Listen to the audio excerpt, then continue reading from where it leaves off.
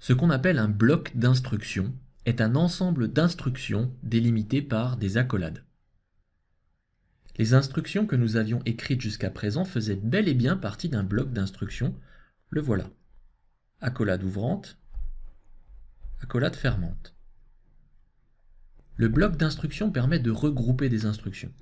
Et vous pouvez à tout moment, si vous le souhaitez, regrouper des instructions dans un bloc, comme ceci par exemple. Ici, je vais par exemple écrire Hello World sur 2 lignes, avec 2 instructions system.out.println. Et je vais positionner ces 2 instructions dans un bloc, accolade ouvrante, accolade fermante. Et je ne vais rien écrire de plus. Alors l'intérêt ici de grouper 2 instructions est vraiment très limité, car dans la grande majorité des cas, les accolades n'arrivent jamais seules. Elles sont toujours accompagnées d'autres mots-clés, car utilisées dans un contexte particulier, c'est ce que nous verrons tout à l'heure.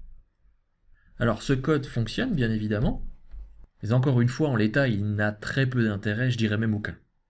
On va tout de même noter 2 choses. La première purement cosmétique, si vous formatez votre code, vous remarquerez que les instructions ont été décalées d'une tabulation dans le bloc d'instructions. Tout comme mes premières instructions avaient été décalées d'une tabulation par rapport au public static void main string args d'ici. Et tout comme tout ceci était décalé d'une tabulation également par rapport à l'accolade qui se trouvait ici derrière public class hello world. Je l'avais évoqué, mais encore une fois, il s'agit d'une bonne pratique en Java. Chaque nouvelle ouverture d'accolade donne lieu à une nouvelle tabulation. Alors si vous ne les mettez pas, le code fonctionne tout aussi bien. Ces tabulations sont là pour des questions de lisibilité uniquement. La deuxième remarque est bien plus importante. Sachez que toute variable déclarée à l'intérieur d'un bloc d'instruction est totalement invisible à l'extérieur de ce bloc d'instruction. Prenons un exemple. Je vais supprimer ces 2 instructions ici. Et à l'intérieur de mon accolade, à l'intérieur de mon bloc d'instruction, je vais ajouter une variable, je vais déclarer une variable, h du capitaine encore une fois. Ici un int. Je vais lui affecter une valeur lors de la déclaration. Et je vais tenter d'afficher le contenu de cette variable de l'extérieur du bloc d'instruction. L'âge du capitaine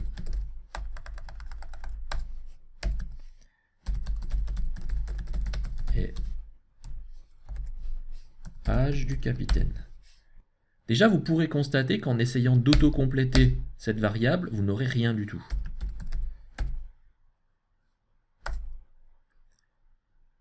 Quelque part, NetBeans vous indique que cette variable est invisible à ce niveau-là.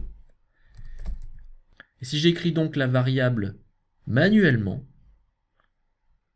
vous aurez un petit message, cannot find symbol, âge du capitaine, variable âge du capitaine. Le cas inverse ne pose cependant aucun problème. Si j'avais déclaré âge du capitaine à l'extérieur du bloc d'instruction,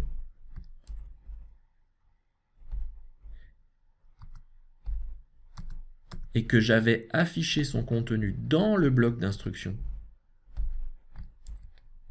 eh bien âge du capitaine était connu, et mon code aurait fonctionné.